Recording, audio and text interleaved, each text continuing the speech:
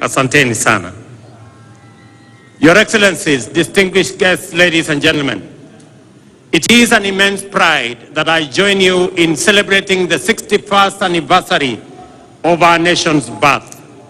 At this pivotal moment, we reflect on the values of our sovereignty and celebrate the enduring legacy of those whose patriotic efforts took down the bastions of imperialism. Their sacrifice set our republic on the path of liberty, unity, peace, enterprise, and democracy. Today, we affirm, by reflecting on what we have accomplished since raising the flag of our nation, that by staying true to our national identity, we have remained consistent through seasons of abundance and scarcity. We assert our essential collective character, defined by the values and principles that inspired our forefathers to struggle and sacrifice, persist and persevere, endeavor and endure until oppression gave way to freedom, exclusion gave way to unity, and marginalization gave way to equality. We remember that our nation was born from the painful sacrifice and tireless, often lonely, and grueling efforts of men and women driven by the conviction that their sweat, tears, and blood were a worthy price to pay for ushering millions of their brothers and sisters from the dark, cold nights of imperial brutality into the warm daylight of freedom. Before 1963, our people were compelled to work hard to enrich colonial settlers. After 1963, our people labored by choice to provide for their families and build our great nation. Before 1963, education, health, and personal security were privileges reserved for the colonial elite. After 1963, they became the right of all citizens of our republic. Before 1963, African people existed to be seen and not to be heard. After 1963, we reclaimed our inalienable sovereignty to its fullest extent. The year 1963, therefore, marked Kenya's profound moment of historical change, yet it also represents an equally fundamental moment of essential and defining continuity. Our circumstances changed forever, and our horizon was illuminated by the forces of possibility, the dawn of opportunity shining brightly. Yet our values, hard work, unity, and determination remained constant. We applied these same principles to build our nation after we liberated it. There is an important point worth emphasizing. In our time, our generation must never focus so much on the present that we forget where we were only 6 decades ago. We must not ignore the fact that our freedom, democracy, and development were achieved through the contributions of millions of determined patriots, nor should we underestimate the time and patience it took for them and for these small progressive efforts to accumulate into an unstoppable momentum towards freedom and nation building. It may have been easy to despise individual freedom fighters as they ventured into a forest of uncertainty and to underestimate their ambition to free Kenya from colonialism. Yet, that is precisely how we gained our independence. Courage and hard work, determination and patience, and the confidence that we are not alone are always what it takes to make meaningful strides as a nation. Today, I want to encourage my fellow countrymen to keep this perspective in mind. As we aspire for more and better, we must not give way to despair, pessimism, or skepticism when faced with challenges, but instead forge our path forward with courage, hope, determination, and ambition. I declare my unswerving faith in the ability of our people to interrogate policies and hold the government to account. This is the essence of democratic freedom, a civic duty for citizens, a responsibility for leaders, and a necessary imperative for our success and progress. We have experienced a particularly challenging time as a people, largely owing to dynamics beyond our control, resulting in high cost of living, greater difficulty in finding employment, and fewer opportunities for entrepreneurs. Consequently, there was widespread anxiety about the economic stability of our nation, demanding urgent and appropriate interventions and effective solutions. The bottom-up economic transformation agenda was inspired by our determination to confront these fundamental challenges directly and with ambition.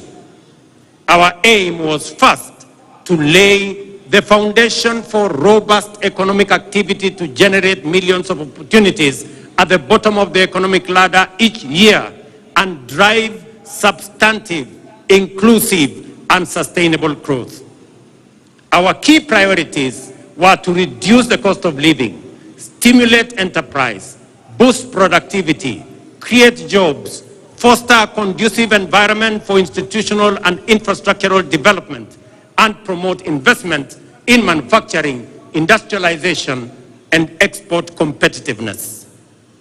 As a starting point, it was critical for us to tighten our belts and make significant sacrifices to reset our public finances on a sustainable path, enabling intensified investments in the strategic pillars of our plan and the cross-cutting enablers of rapid transformation. I acknowledge, ladies and gentlemen, the work we have done and the milestones achieved in creating the necessary conditions for progress in every value chain that support the pillars of our plan.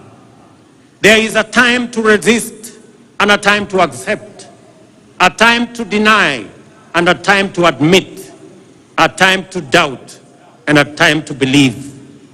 In the face of undeniable evidence, skepticism must give way to confidence, and we must reject the deceptive embrace of disinformation and fake news. The results and positive impact of our collective pursuit of fundamental economic change can no longer be wished away. Ladies and gentlemen, financial inclusion, for example, is now a reality for millions. The Hustler Fund is marking its second anniversary on a highly successful note, having empowered millions by lending a total of 60 billion Kenya shillings so far, liberating millions from predatory lenders and precarious financial situations, and enabling them to meet their needs, fund their hustles, and build their credit scores. Our ongoing conversation with borrowers focuses on concerns related to short-term duration, modest loan amounts, and the time required to increase borrowing limits. In response to this feedback, the fund has designed a new product, the bridge loan, to help Kenyans with good credit scores to transition from personal loans to enhanced facilities offering larger loan amounts with longer repayment periods. This will enable Kenyans pursue bigger opportunities and better investments. Ladies and gentlemen, not only have we registered successive historic gains against the shame of hunger for the last 3 seasons, we are also firmly on the path towards surplus production. This impressive rise in productivity has multiplied the incomes of farmers in maize, tea, sugar, coffee, and dairy value chains. There is no doubt that this agricultural transformation is the direct result of our strategic decisions to shift public resources from consumption subsidies to support productivity. Food is now more accessible to households than before. And as I stated in the State of the Nation address, our country now boasts substantial national food stocks: 95 million 50-kilogram bags of maize, 9 million bags of beans, 10 million bags of wheat, and 2 million bags of rice. Step by step, we are building a food-secure Kenya, where every family can afford and access a meal. Farmers have brought more land under cultivation and produced more per acre than before, thanks to the timely availability of subsidized inputs and extension services. Agro-industries have more raw materials and value addition is on the rise.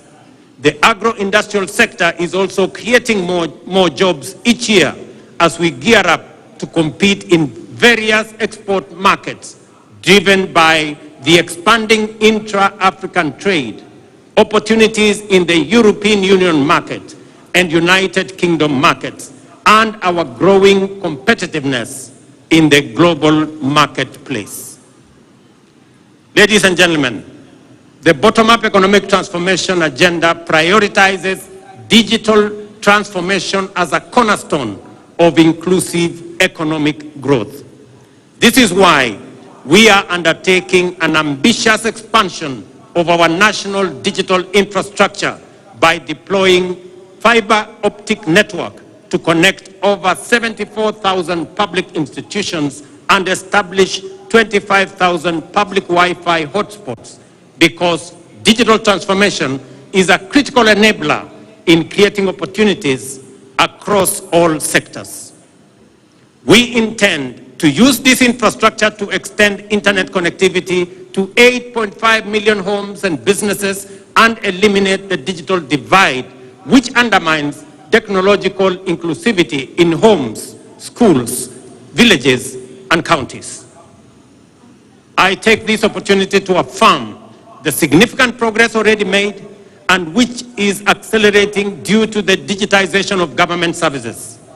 Through the eCitizen portal, we have digitized 20,855 government services, streamlining public service delivery, enhancing transparency and efficiency, eliminating opportunities for corruption, and increasing visibility and mobilization of public revenues.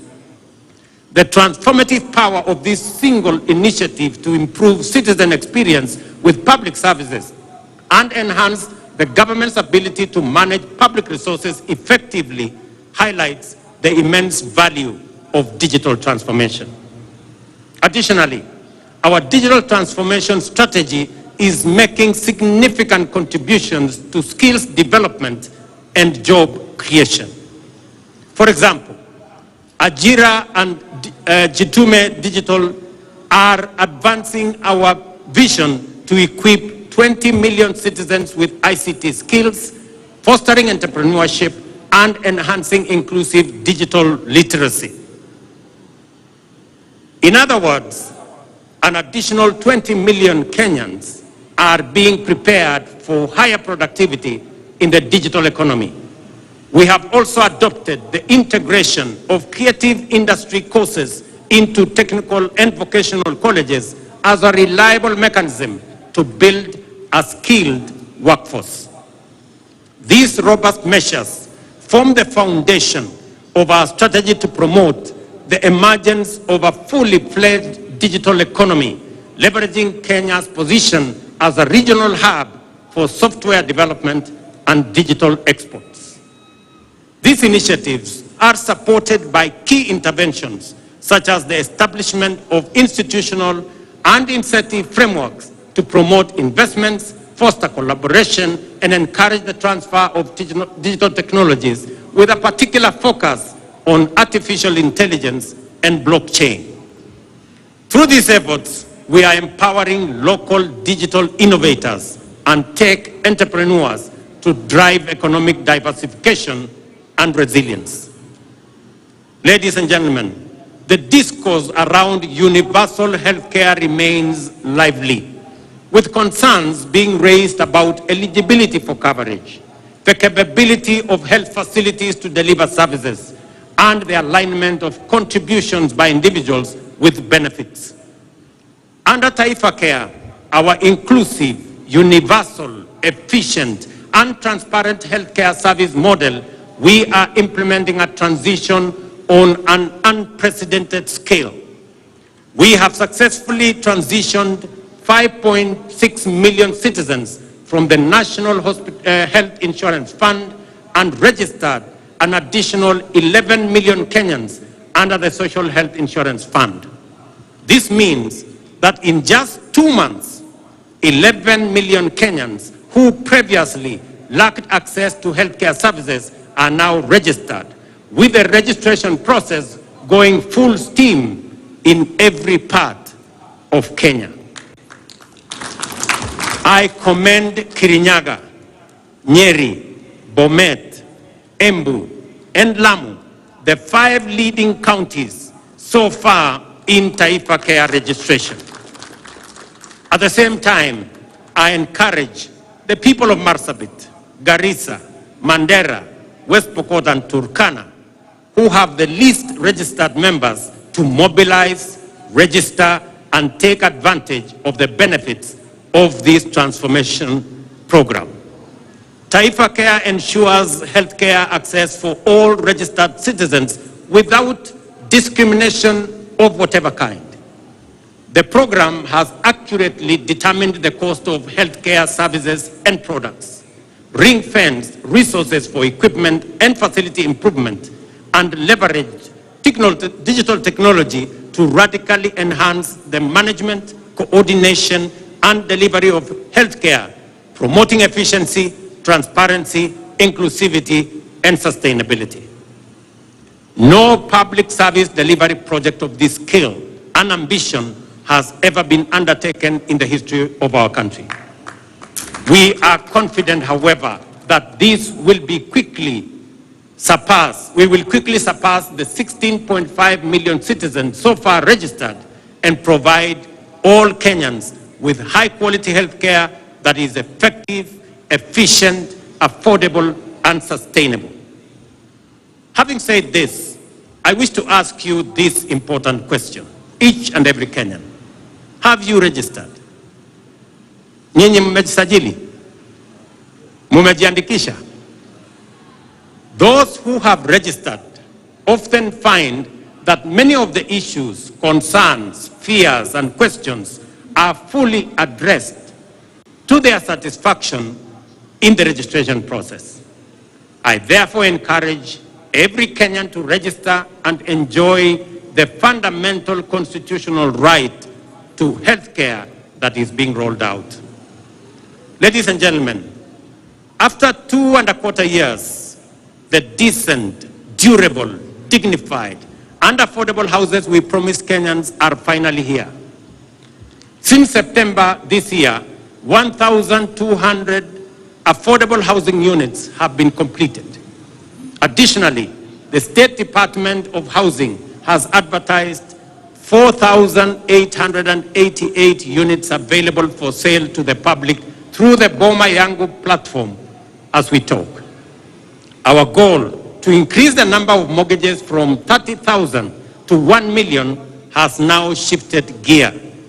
Our delivery pipeline for affordable housing now has a total of 124,000 units at various stages of development across Kenya, while a total of 840,000 units planned projects over the next 4 years are projected to create a minimum of 1 million jobs. Ladies and gentlemen, despite the multiple challenges and crises we have had to grapple with, we have succeeded in keeping our commitments, taking steady steps towards our aspirations and moving our nation closer to its destiny. Work is underway across the country, and the opportunities are opening up for many citizens, especially our young people. Over the past 2 years, the number of employment opportunities has increased with new jobs for teachers, agricultural sector workers, healthcare professionals, building and construction, seafarers, and outside Kenya under our labor mobility program. The affordable housing strategic pillar of our bottom-up economic transformation agenda has so far created 200,000 jobs and thousands of indirect opportunities across the building and construction value chain.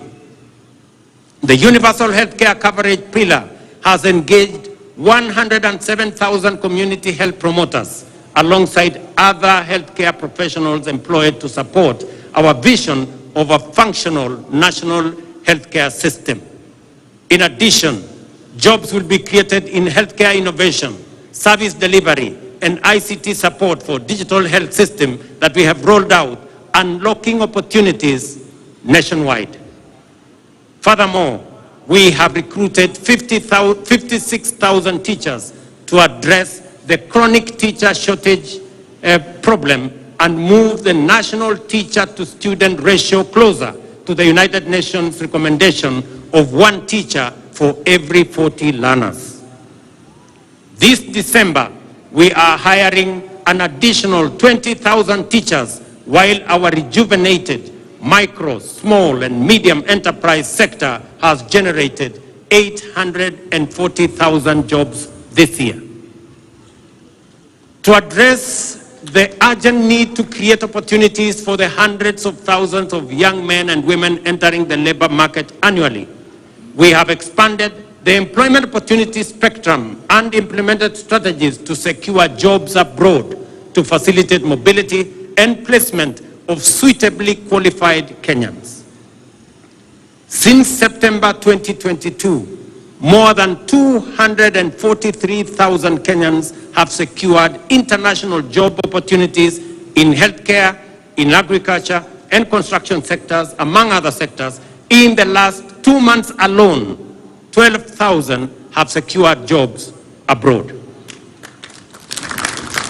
So far, we have completed bilateral labor frameworks with 7 countries, while agreements with 2 more countries are awaiting signature. Additionally, agreements with 13 other countries are at various stages of negotiations, and we project to connect up to 2 million Kenyans with jobs abroad once this exercise is completed. Our digital superhighway and creative economy program, which involves laying 100,000 kilometers of last-mile fiber optic infrastructure and establishing digital hubs nationwide, is designed to create digital jobs at the grassroots. To date, 690,000 citizens have been trained in digital skills through their Jira and Jitume programs in various learning institutions, including TVETs and constituency innovation hubs, out of which 180,000 young people have already been linked to online job opportunities, well on track to creating 1 million jobs through this program. Our special economic zones and export processing areas are boosting investment, manufacturing, exports, creating jobs, and increasing national wealth. In the past 2 years, we have licensed over 80 companies within these zones, creating 14,000 jobs. The 6 export processing zone flagship projects in Busia, Kirinyaga, Murang'a, Eldoret, Kwale, and Nakuru are now being developed are set to generate another 30,000 more jobs. Additionally, the ongoing operationalization of Dongo Kundu and Naivasha special economic zones will create an additional 26,000 jobs, facilitating private sector special economic zones investments and supporting county and public special economic zones operations. At the same time, young people are actively contributing to climate action, urban neighborhood improvement, and landscape restoration through the Kenya Urban Resilience or Climate Works program.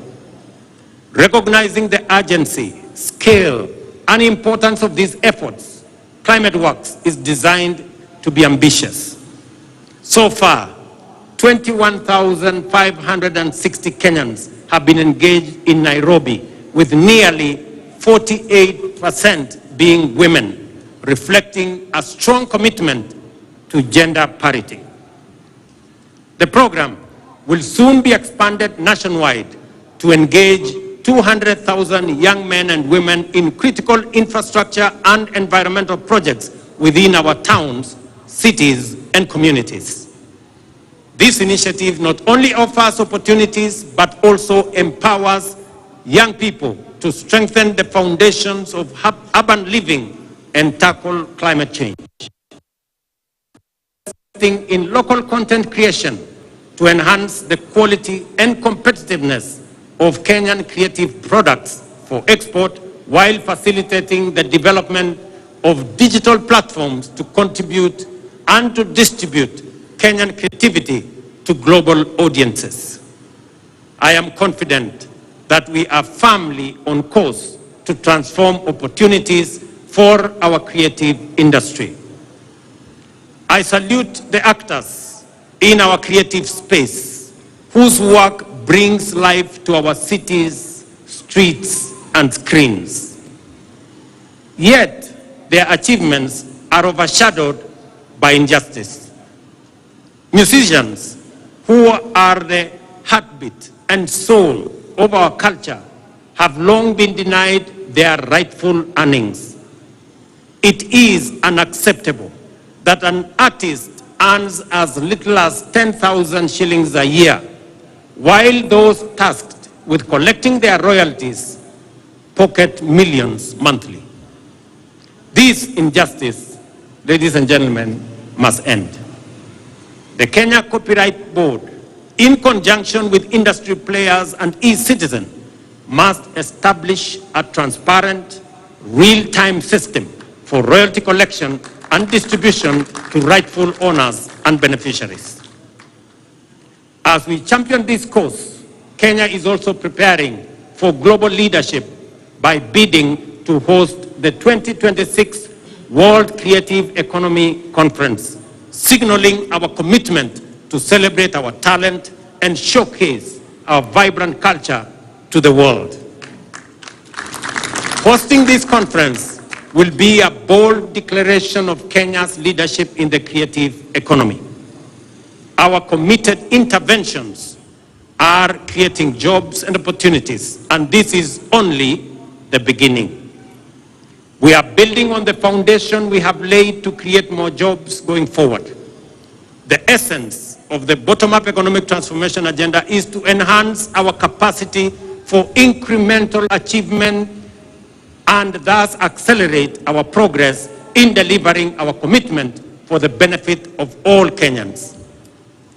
What I wish to emphasize on this Jamhuri Day is that regardless of our difficult circumstances and despite obstacles, resistance, and anxiety, it remains the mandate of leadership to keep true to their word and the duty of government to deliver.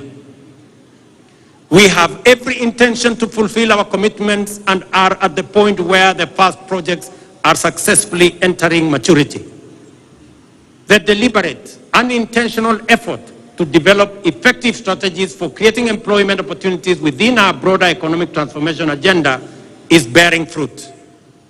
From the current numbers, it is clear that employment opportunities, whether domestic, international, or online, will increase significantly in the coming days. We are determined to build a labor market capable of absorbing as many job seekers as possible, cognizant of the output of our education and training institutions, which produce talented, skilled, and motivated young people. By doing the hard work and heavy lifting now, we are laying the foundation for citizens to seize opportunities in the coming future. As we do this, let us reflect on the lessons of history and rise above our political differences to deliver for Kenya. Those who came before us overcame far more turbulent divisions to score a historic victory whose everlasting legacy benefits us today and will endure for posterity. As they fought hard to reclaim our sovereignty, the enemies of our freedom deployed state-of-the-art technologies of the time, the radio and the aeroplane, to disseminate disinformation and propaganda. This was meant to discourage, trick, and deceive people that freedom fighters had been defeated and their leaders been captured and neutralized. Our heroes and heroines were not deterred and inspired by the righteousness of their cause and the transformational moment they were in, soldiered on courageously. On 12th December, therefore, every Kenyan witnessed their vindication as our majestic flag rose and collectively we reclaimed our proud Jamhuri. Jamhuri Day is also a moment for Kenyans to expose the fake news aimed at discrediting our ambition, sabotaging our hope, and seeking to dampen our resolve. I have no doubt that the national economic transformation agenda will succeed and deliver for the people of Kenya. I have no problem with discourse, criticism, and alternative proposals. In fact, I welcome them and listen to feedback in order to learn, improve, and become better. At the same time, I see clearly that a lot of what passes for fact are actually falsehood, and that most opposition is based on inaccurate representations and sometimes outright disinformation. We are at the stage in our social development when digital technologies have immense capacity to amplify disinformation, magnify fake news, and distort facts beyond all recognition. If we give in to these emerging negative trends, we shall pay with our freedom, democracy, and development. I therefore urge all Kenyans to participate fully in our democratic discourse, even as we work hard in nation building. At all times, let us endeavor to engage on the basis of truth.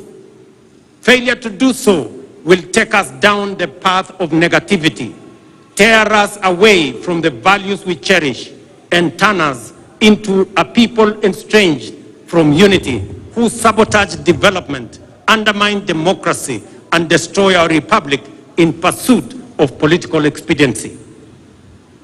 When we say that the cost of basic commodities has come down, it is a fact. When we say that inflation has come down, it is a fact. When we say that our farmers are producing more and better, it is a fact. When we say that Kenyans who have registered for Taifa Care are receiving better services than before, it is a fact. We encourage everyone, including our critics, to engage on the basis of facts. And if some of us persist in the culture of reckless negativity, for how long will cynics mobilize Kenyans to deny facts that they can feel, that they can touch, and they can see? What will they say in a few weeks' time when we begin to give keys to new homeowners of our affordable housing units? What will they say at the thousands of plumbers, electricians, teachers, health workers, building and construction workers, digital workers, and many more who are already at work, including the 300 young men and women who yesterday were flagged off by my deputy to go and work abroad, joining thousands who are already abroad.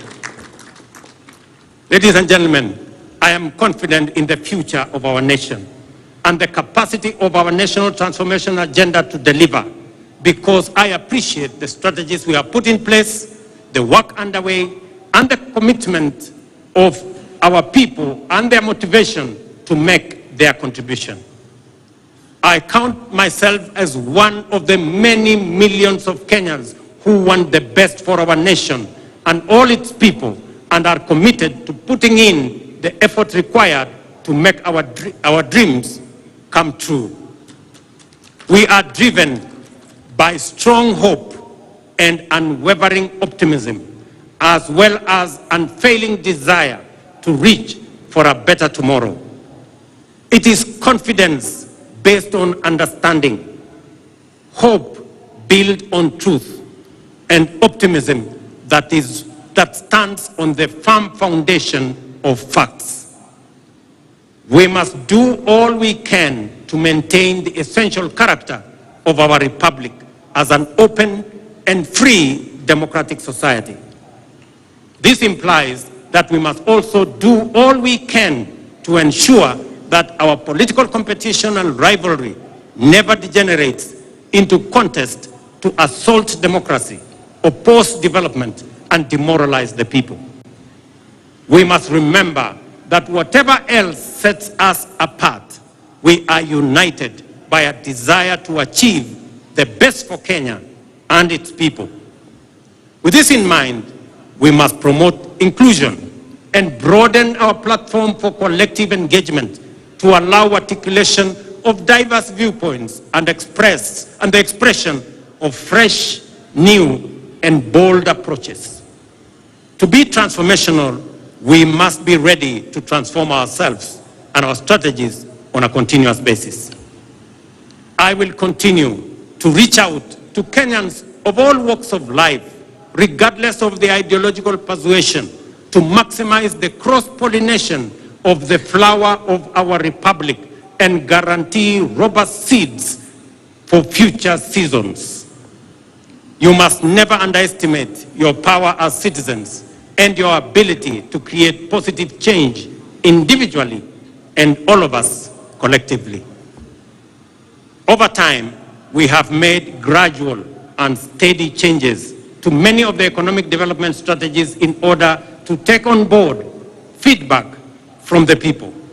In fact, the bottom-up economic transformation agenda has inbuilt mechanisms to improve on the basis of this feedback, because we recognize that as leaders, every day of work is a day of learning from the people, and that every good idea must always give way to a better one.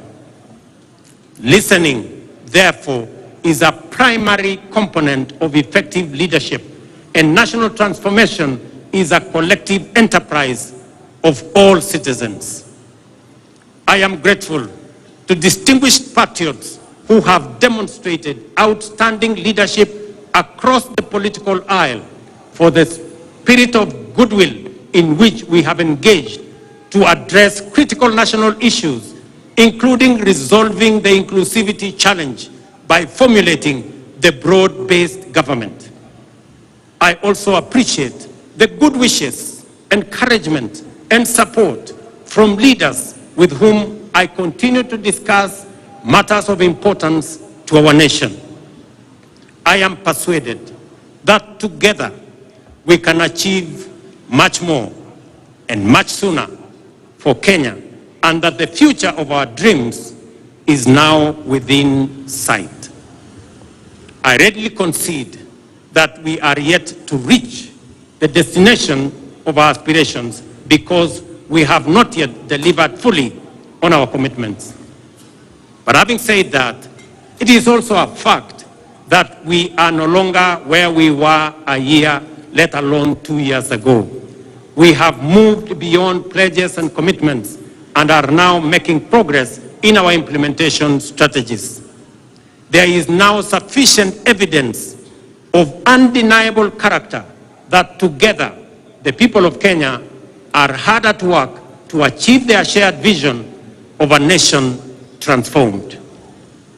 Our ability to feed the people and to keep them healthy, to empower them and connect them to opportunities, to keep them safe and protect their freedom is improving by leaps and bounds.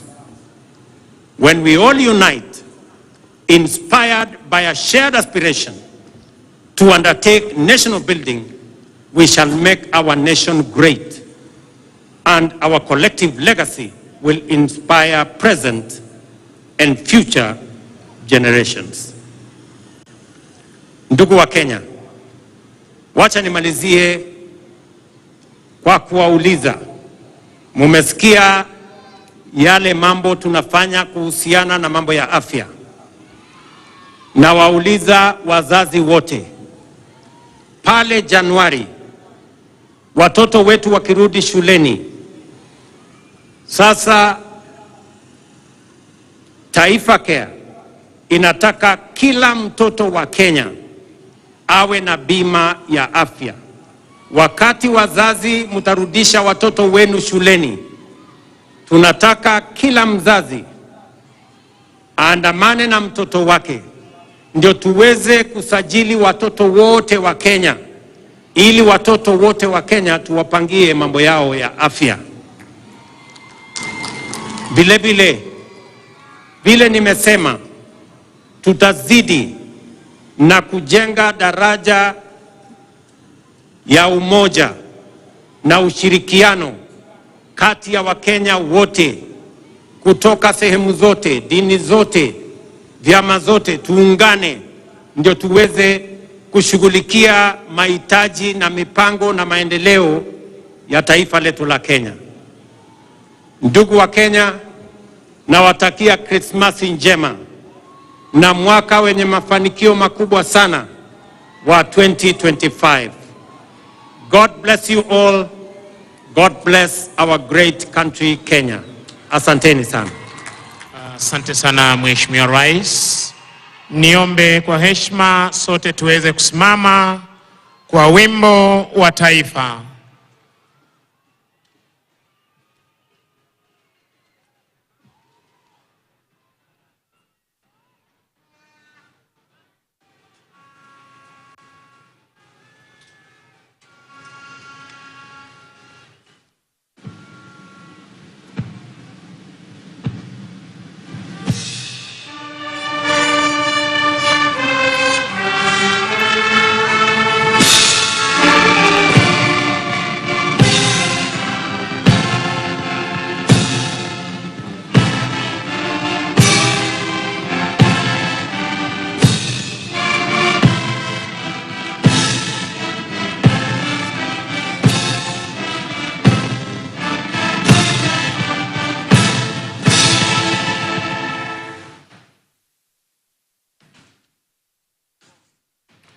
Basi wananchi wazalendo, tutulie ili niweze kumpisha mwenzangu aweze kutupa itifaki ya kufumukana mahali hapa. Kwako Gitone. Naam, ningependa kuchukua fursa hii kutambua kwamba nafasi hii tutampisha Mheshimiwa Daktari William Samoei Ruto, Rais wa Jamhuri ya Kenya na Amiri Jeshi Mkuu wa Majeshi ya Ulinzi pamoja na Mama Taifa, akisindikishwa na Mkuu wa Majeshi ya Ulinzi Jenerali Charles Kahareri. Nafasi hii kwa heshima kuu tampisha Mheshimiwa Rais kuweza kuondoka pamoja na mgeni wake Mheshimiwa Rais wa Jamhuri ya nchi ya Gambia, Mheshimiwa Adama Barrow,